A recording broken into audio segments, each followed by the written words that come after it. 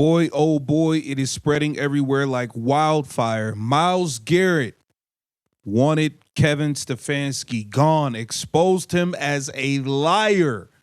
We got to break this down, man. Welcome to Keep the Vision. Make sure you like, comment, subscribe, share the channel, hit that bell notification, and hype the video. Let's get right into things. So the franchise, Myles Garrett, face of the franchise, NFL single season sack leader now, breaking TJ Watt and Michael Strahan's record. He was not fond of Kevin Stefanski continuing to be the coach, and it is seen here, and this went viral all over X or Twitter, whatever you call it these days. And it says, Kevin Stefanski, a brilliant football mind, but he struggled to earn the respect of the locker room.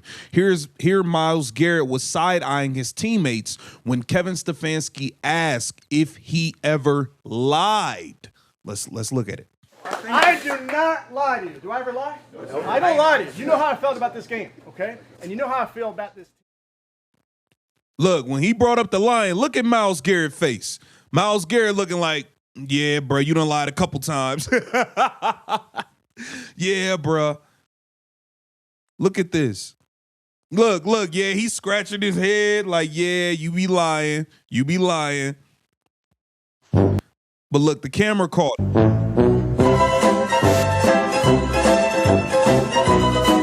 Myles Garrett knows Kevin Stefanski was lying. He knows Kevin Stefanski was lying. I don't lie to you. You know how I felt about this game, okay? And you know how I feel about this team. Look at him. Yeah, like, bro, yeah, you be lying, homie.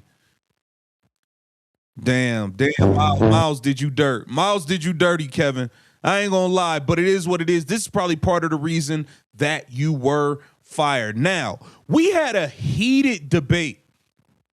Adam the Bull, bro, it's like he was acting like he couldn't comprehend what people was saying, and I get it. Sometimes you just want your opinion to be right, and he was willing to die on the hill of his opinion being right. G. Bush made him look like a fool again, even Jay Crawford. I mean, this was crazy, man. Let's get into it. I gave you this analogy. This analogy is ironclad. Say, for instance, you worked in radio, right? You worked in radio. Yes. You get to a market. Say you were third in the ratings for 3 years. Third, right? Behind two other stations. You get to the fourth year. You hit your stride. In that fourth year, you not only are the number one in the market, you're the number one in the market. You're by a great margin. Your contract, hold on. That's not a good comparison. You were third in the market, which may have been last. Then, on your fourth year, you became the top team in the market. You got the best radio station, and it's not even really. It's the number one team in the market. They won 5 games. No, I think what he's talking about. It's not a good comparison. I disagree with that too, but I think what he wants to say is. I understand what. Well, I'll tell you what I was trying to say. The job of the GM is not to have the best draft in one draft. I'm just going to tell you what I'm saying. Yeah. If you sit in there, you're going to say, hey, we're number one in the market. You're not going to say. Ansbury wasn't number one. What I'm saying to you is, I'm talking about improvement. If I was third 3 years in a row and I've improved and I got to the top where this the best work I done, and you see it, you're going to go in and they're going to say, you know what, you're correct. We're going to promote you. We're going to, or at least keep your job. You're not getting fired after you put your best year of production out. Yeah, that's not happening. I don't agree that hitting some draft picks is productive. It's not the same thing. He also made a great trade. He also made a great trade. And he's made a million bad trades. It's up to the. And by the way, you guys keep saying it's a good trade, okay? Yeah. It's not a good trade until those draft picks pay off. No, I'm talking about the Campbell and Newsom trade.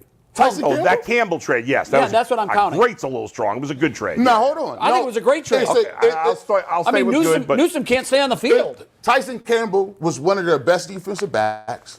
He also was an upgrade over Newsom, and also I agree, it was a good trade. Also, he got him, and he's under contract because he knew that he was not going to pay Greg Newsom any other money. By the way, Newsom's not going to get paid, and he's not going to get paid. So it was a great trade. Listen, I've made it clear. You're judging only by this year. I'm saying, well, has some judging. You said he should keep his job. I'm just saying, it's not surprising. So you're judging based on. I'm judging based on. Are you saying he should keep his job, or are you saying, or no? What I'm saying to you is, when we sit here and acting like we don't understand and we don't know why this is happening. Yeah. I'm just telling you what the owner is. So I understand because Jimmy's a bad owner who doesn't know what he's doing. He should have kept his job. No, you understand why he kept his job. I understand why it is. But would you have brought him back? Here's what I would have done.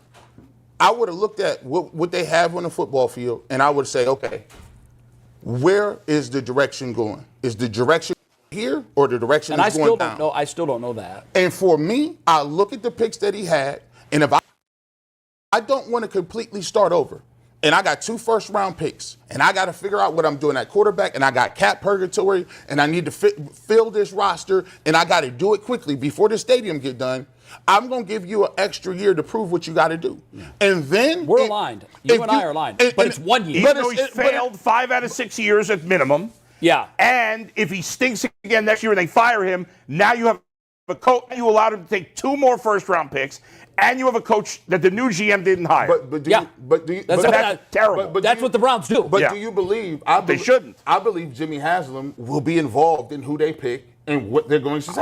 I agree with that. So if he notion that you just said you believe whatever Jimmy Haslam says. He said it was going to be Andrew Berry's thing. Here's what I'm.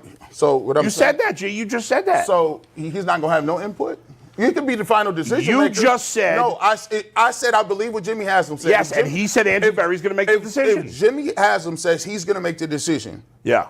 Do you not believe that Jimmy Haslam is going to have some input? Yeah, he's got to override. That's it. Yeah. But so he's going to have. You just argued against putting all the blame on Andrew Berry because Jimmy said he. No, I said. So you're saying Jimmy's not telling the truth. It was collaborative.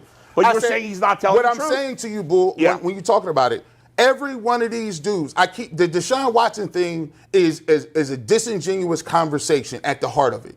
The problem is Deshaun Watson missed. You missed on Deshaun Watson. Okay, deal with it. Let's get it going. That's part. Adam is acting like he can't comprehend or understand that, yeah, the owner is going to allow Andrew Berry to get the candidates together and choose who he likes the most, but I'm going to have to approve of it. Like, I don't, like, what owner doesn't do? I don't understand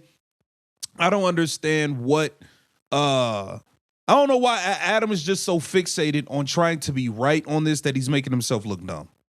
Part of judging the GM. But here's my thing, disingenuous. Every person is on record saying that they were a part of it. So why are we trying to parse? Okay, so then Andrew Berry's hiring the GM. That's what they said. He got a hold of. He's hiring the coach. And guess what? The owner is going to have a part in that. He didn't say that though. Didn't say what? That he was going to have a part of it. He writes the checks, you dumb. G's saying we got to listen to what the owner says. I got to believe what he says. He and I are aligned on this, and maybe you're misunderstanding. I think what we're saying. I'm not misunderstanding, Jay. I think when he says it's going to be his. Yeah, you are you're either misunderstanding or you're just stupid. Pick one, Adam. Decision. Yeah, it is. I think he's going to tell Andrew, line up your candidates, do your interviews, but like any business. Do you think he's going to hire him without telling the owner? I'm not. You're missing the point. You're missing the point. You don't understand what I'm saying. What I'm saying is that G keeps saying, well, I got to believe what the owner says.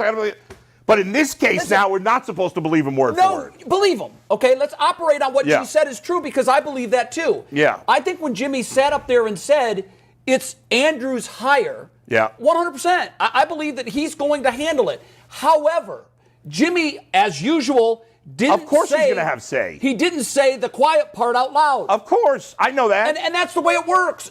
So by saying that Andrew's going to do the search, if he comes to him and drops down a picture of Bozo the Clown, Jimmy's going to say, oh, no. I've had that guy here before. Yeah, that's not going to work, bro. I don't know why Adam the Bull is acting like he don't get it. But it is what it is, man. Look, we're going to have a long off season of these dudes losing their mind, acting like they can't see and understand what's going on.